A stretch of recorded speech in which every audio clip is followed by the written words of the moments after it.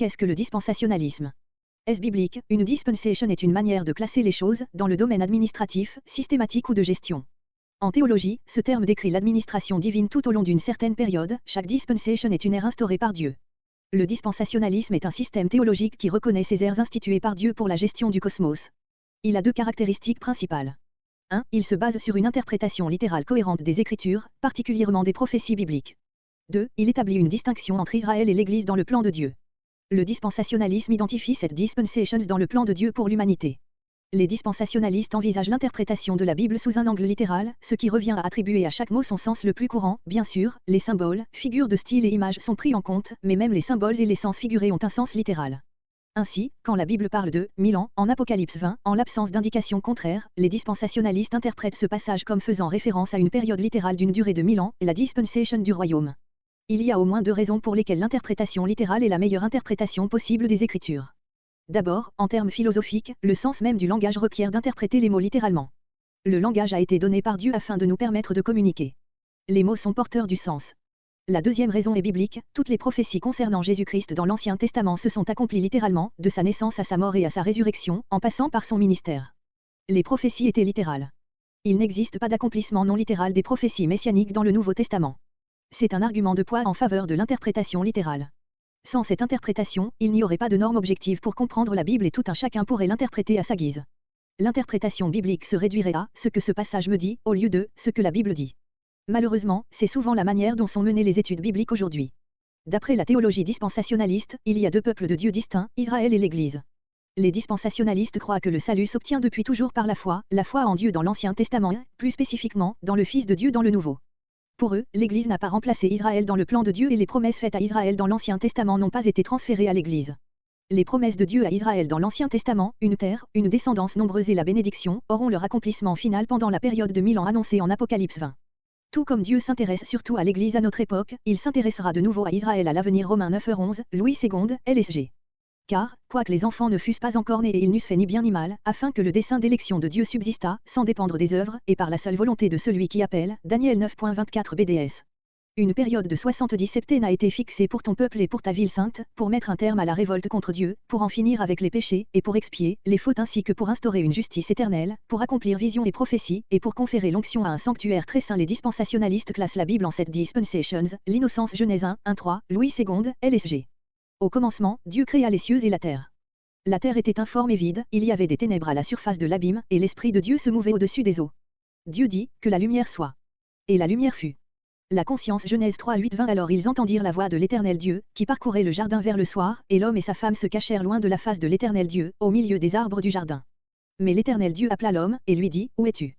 Il répondit, j'ai entendu ta voix dans le jardin, et j'ai eu peur, parce que je suis nu, et je me suis caché. Et l'Éternel Dieu dit, qui t'a appris que tu es nu? Est-ce que tu as mangé de l'arbre dont je t'avais défendu de manger? L'homme répondit, la femme que tu as mise auprès de moi m'a donné de l'arbre, et j'en ai mangé. Et l'Éternel Dieu dit à la femme, pourquoi as-tu fait cela? La femme répondit, le serpent m'a séduite, et j'en ai mangé. L'Éternel Dieu dit au serpent, puisque tu as fait cela, tu seras maudit entre tout le bétail et entre tous les animaux des champs, tu marcheras sur ton ventre, et tu mangeras de la poussière tous les jours de ta vie. Je mettrai inimitié entre toi et la femme, entre ta postérité et sa postérité, celle-ci t'écrasera la tête, et tu lui blesseras le talon. Il dit à la femme, j'augmenterai la souffrance de tes grossesses, tu enfanteras avec douleur, et tes désirs se porteront vers ton mari, mais il dominera sur toi. Il dit à l'homme, puisque tu as écouté la voix de ta femme, et que tu as mangé de l'arbre au sujet duquel je t'avais donné cet ordre, tu n'en mangeras point. Le sol sera maudit à cause de toi. C'est à force de peine que tu en tireras ta nourriture tous les jours de ta vie, il te produira des épines et des ronces, et tu mangeras de l'herbe des champs. C'est à la sueur de ton visage que tu mangeras du pain, jusqu'à ce que tu retournes dans la terre, d'où tu as été pris, car tu es poussière, et tu retourneras dans la poussière. Adam donna à sa femme le nom d'Ève, car elle a été la mère de tous les vivants. L'Éternel Dieu fit à Adam et à sa femme des habits de peau, et il les en revêtit. La gouvernance humaine Genèse 9.1.11, Louis II, LSG. Dieu bénit Noé et ses fils, et leur dit, soyez fécondes, multipliez, et remplissez la terre. Vous serez un sujet de crainte et d'effroi pour tout animal de la terre, pour tout oiseau du ciel, pour tout ce qui se meut sur la terre, et pour tous les poissons de la mer, ils sont livrés entre vos mains. Tout ce qui se meut et qui a vie vous servira de nourriture, je vous donne tout cela comme l'herbe verte. Seulement, vous ne mangerez point de chair avec son âme, avec son sang. Sachez-le aussi, je redemanderai le sang de vos âmes, je le redemanderai à tout animal, et je redemanderai l'âme de l'homme à l'homme qui est son frère. Si quelqu'un verse le sang de l'homme, par l'homme son sang sera versé, car Dieu a fait l'homme à son image. Et vous, soyez fécondes et multipliez, répandez-vous sur la terre et multipliez sur elle. Dieu parla encore à Noé et à ses fils avec lui, en disant, Voici, j'établis mon alliance avec vous et avec votre postérité après vous, avec tous les êtres vivants qui sont avec vous, tant les oiseaux que le bétail et tous les animaux de la terre, soit avec tous ceux qui sont sortis de l'arche, soit avec tous les animaux de la terre.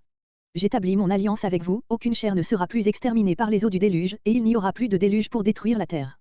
La promesse Genèse 12.1 BDS. L'Éternel dit à Abram, Va, quitte ton pays, ta famille et la maison de ton père pour te rendre dans le pays que je t'indiquerai. Exode 19.25 BDS. Moïse redescendit vers le peuple pour lui parler. La loi Exode 20.1 BDS. Alors Dieu prononça toutes ces paroles Acte 2.4 BDS.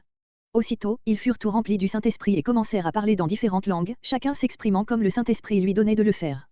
La grâce Acte 2.4 BDS. Aussitôt, ils furent tout remplis du Saint-Esprit et commencèrent à parler dans différentes langues, chacun s'exprimant comme le Saint-Esprit lui donnait de le faire. Apocalypse 20.3 BDS. Il le précipita dans l'abîme qu'il ferma au-dessus de lui, en y mettant des scellés afin que le dragon ne puisse plus égarer les peuples avant le terme des 1000 ans. Après cela, il doit être relâché pour un peu de temps. Et le royaume millénaire Apocalypse 20.4 BDS. Ensuite je vis des trônes. On remit le jugement entre les mains de ceux qui y prirent place. Je vis aussi les âmes de ceux qu'on avait décapités à cause du témoignage rendu par Jésus et à cause de la parole de Dieu. Je vis encore tous ceux qui n'avaient pas adoré la bête ni son image et qui n'avaient pas reçu sa marque sur leur front et leurs mains. Ils vécurent et régnèrent avec Christ pendant 1000 ans et dispensations ne constituent pas divers chemins vers le salut, mais des modes d'interaction différents entre Dieu et les hommes. Chaque dispensation comprend un modèle caractéristique de l'œuvre de Dieu parmi les hommes de cette époque. 1. Une responsabilité. 2. Un échec. 3. Un jugement et 4. La grâce d'avancer. Le dispensationalisme, en tant que système, se fonde sur une interprétation prémillénariste du retour de Christ et généralement sur une interprétation prétribulationniste de l'enlèvement. En résumé, le dispensationalisme est un système théologique qui met l'accent sur l'interprétation littérale des prophéties bibliques, fait la distinction entre Israël et l'Église, et enfin ordonne la Bible en différentes dispensations, ou administrations.